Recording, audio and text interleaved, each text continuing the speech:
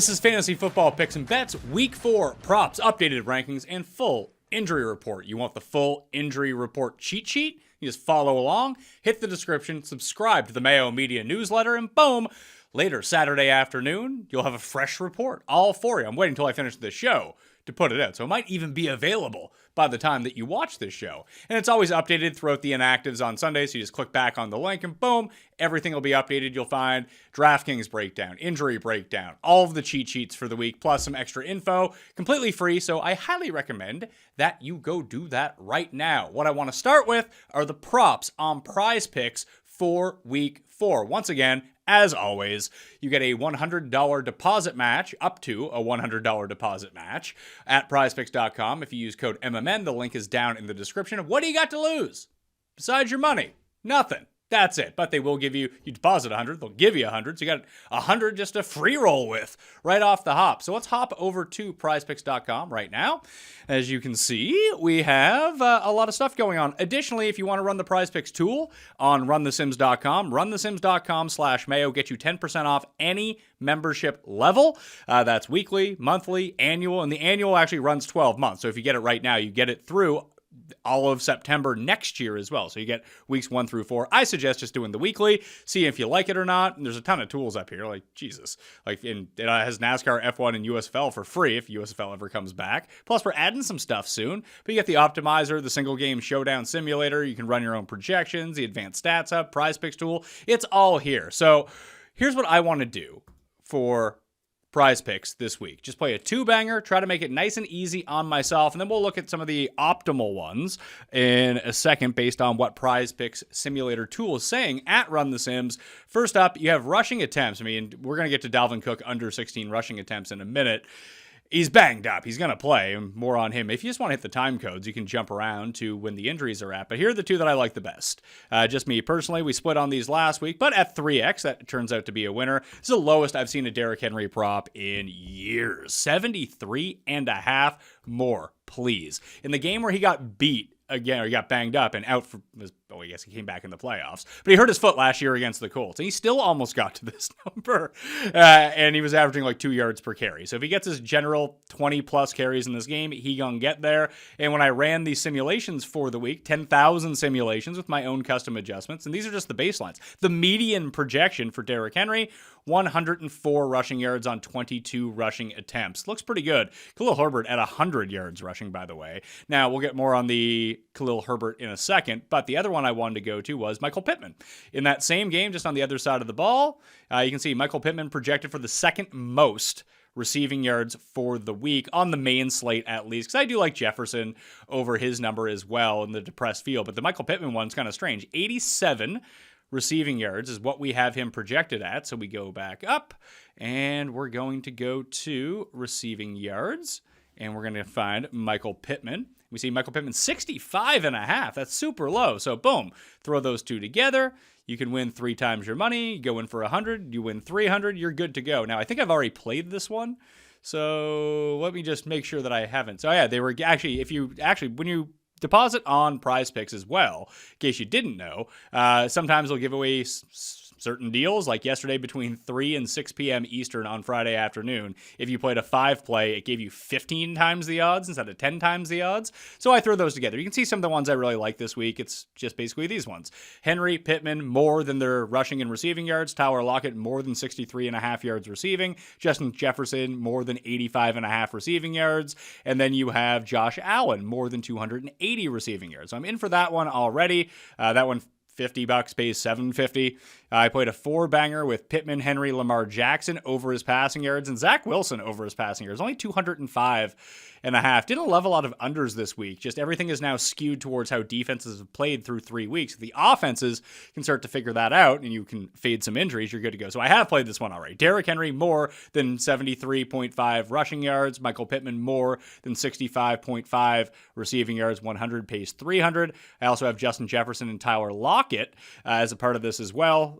Over 85.5 receiving yards more than 63.5 receiving yards. And I threw them all together, obviously, on one. But I do want to play what the tool tells me, because I whiffed on my gut plays last week. And fortunately, Run the Sims, its top 8 PrizePicks hit. So no matter what you did near the top, it all turned out pretty good. So overall, the ones that look the best. Number 1 is Dalvin Cook under 16 rushing attempts. We're going to play that one. I can see a circumstance where Dalvin Cook is not as banged. I mean, he has separated shoulder last week. But with Andy Dalton now starting on the other side of the ball, you have a situation where there just might be a lot of 3-and-outs, and usually that's not great news. When you're constantly punting the ball back, you're up in the game, and then all of a sudden Dalvin Cook gets there. But I'm going to go less than 16 rushing attempts. The other one that's almost 90% is Zach Wilson, more than 19 pass completions. Here's the issue with this one. It's that a lot of the modeling that is going into this right now, and we can always check that out when we check out the inputs for that game. We'll go take a look at that and go to, where are we at here? Pittsburgh and the Jets.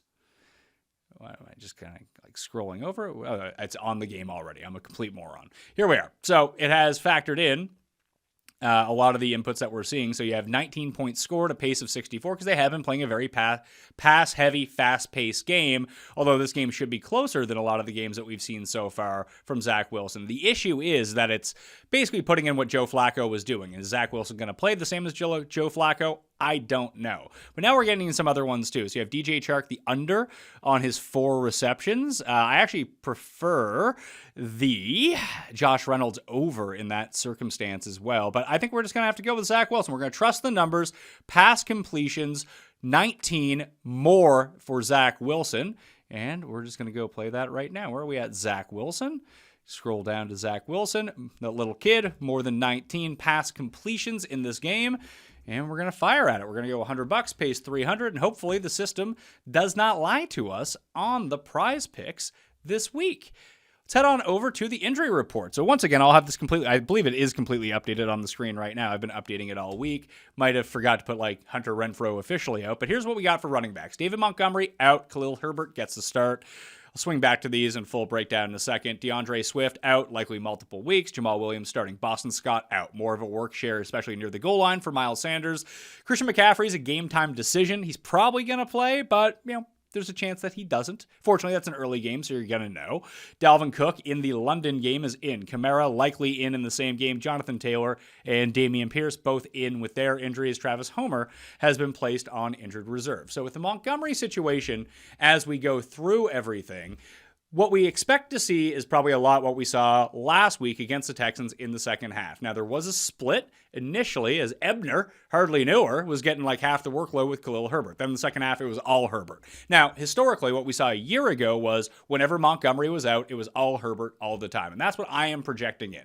I am projecting him in for 60% of the rushing share in the Bears offense, a team that runs a ton. So when you saw the projection a little bit earlier, it's like 20 carries for 100 yards. That would be a great game. He's inside my top 10 of the rankings this week. There is a situation where it's a 50-50 split and like Ebner ends up doing better than Khalil Herbert. That's just not the game that I want to play at the moment. I'm going to go with my gut, go with the numbers, and side with Khalil Herbert in this circumstance. Running back number 8 for the week. DeAndre Swift out. Jamal Williams. I still think that he's going to be in a split. It looks like Craig Reynolds is going to play. If not, Justin Jackson is going to get some extra work. So whatever Williams has been, he is going to be. He's not going to see 30 touches in this game, where I think someone like Herbert could see 30 touches in this game, because they're just not going to mix and match like the Lions are going to. It's a part of the Lions' offensive philosophy to keep moving the ball around with different running backs at all times. So I still like him as a top 15 play. I believe he's number 12 in the running back rankings, but I prefer Herbert over Jamal Williams, and he's cheaper on DraftKings too.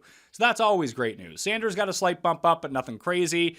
The Dalvin Cook situation, I would play Madison over Cook. I don't have them very high up, either one of them now. In terms of the running back rankings, Alexander Madison's at number 23. Dalvin Cook is at number 26. I could see it being a full split situation. Why are you going to ground and pound into a great rush defense like the Saints have when you can pass all over them? And you're guy is kind of like gimped up a little bit. Why not save him? This would have been a great week just to sit out Dalvin Cook, but apparently he's fine, but it's a high risk of re-aggravation. So unders, less thans for Dalvin Cook always make a lot of sense here just because the injury potential is so much higher for him versus just your regular running back, which is still pretty high to begin with. At the receivers, let's see here. Michael Thomas is out for the week. I bumped up Olave and Jarvis Landry, who's in. Amon-Ra St. Brown, out. Keenan Allen, out. Hunter Renfrow, out. Wendell Robinson, Kadarius Toney, both out. Sterling Shepard, obviously done for the season, so he done too. And I mean, Kenny Golladay might be done for his career. So we're getting David Sills the fifth and Richie James. Richie James is going to be very popular on DraftKings this week, by the way, for a good reason because he's super cheap. I don't love his upside, though. AJ Green is out. Rondale Moore should return. Jake Kumaro for the Bills is out as well. Brashad Perriman is likely out for the Tampa Bay Buccaneers. Godwin and Julio Jones are both game-time decisions. Russell Gage should play, and Mike Evans is going to return. So good news on the front for the Tampa Bay Buccaneers, even if it just is Mike Evans back and the other two still sit. Huge upgrade at the receiver position. Marquise Brown in. Rondale Moore likely in. Michael Gallup is likely in for the Cowboys in his debut this season. Probably still on a pitch count in terms of snaps. I'd say probably max 80% that he ends up playing, which would still be good for Michael Gallup. I would still prefer Noah Brown over him this week only until we see what's what. Mecole Hardman's likely in. Velus Jones making his season debut for the Bears more than likely this week. Landry probably in. Christian Watson probably in. Jacoby Myers makes his return. TJ Chark will be in. And still no word yet on Kyle Phillips. He's going to be a game time decision for the Tennessee Titans. Some people might look to say, oh, Treylon Burks. Every single week I've heard Treylon Burks breakout week. Like, let it happen first. If you miss it, whatever. At least you know he can do it. Otherwise, you're just playing some goober who's like wide receiver 65. People want him to be really good more than he is good at this point. Like, I'd still play Robert Woods over him.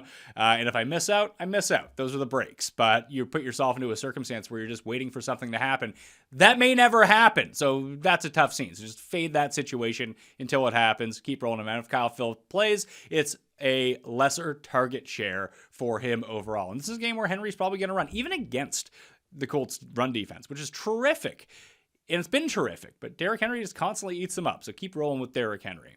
The rest of the guys on the injury report, you can see Jameis Winston is out. That means Andy Dalton is starting.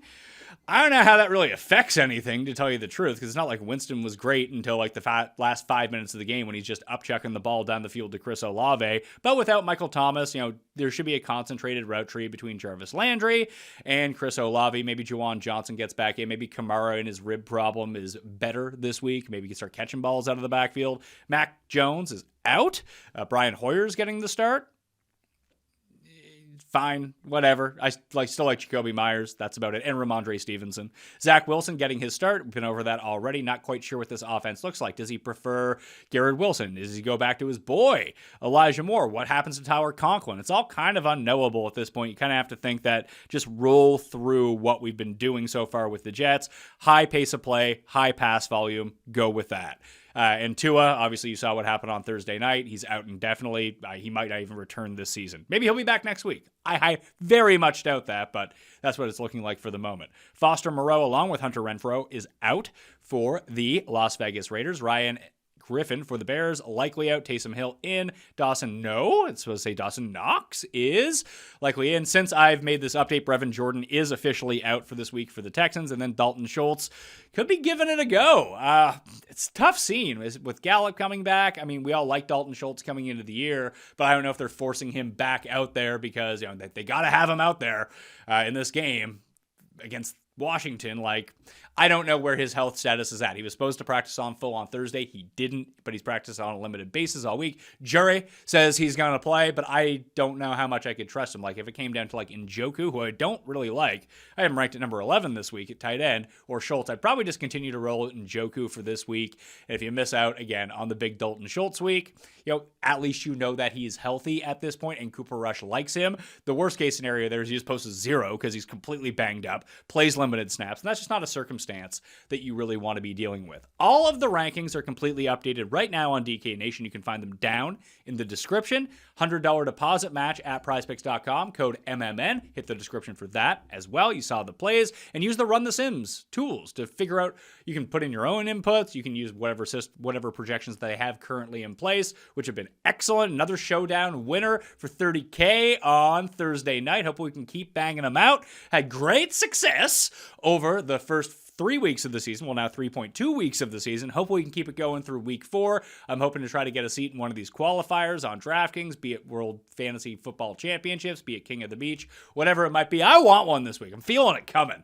Hopefully it's great news. Got my Mariota stacks, got the Goof stacks, and fading that Baltimore Buffalo game, which is terrifying stuff, but it's my path to the top. If it doesn't hit, I feel like I am well leveraged in the outs. That is not that game, so that's the route that I'm taking. Could be one of those huge weeks or completely busto weeks if that other game goes completely off. So runthesims.com/Mayo. Get 10% off any membership level. That was Fantasy Football Picks and Bets. Subscribe to the audio, smash the like, sub to the channel, and I will see you next time.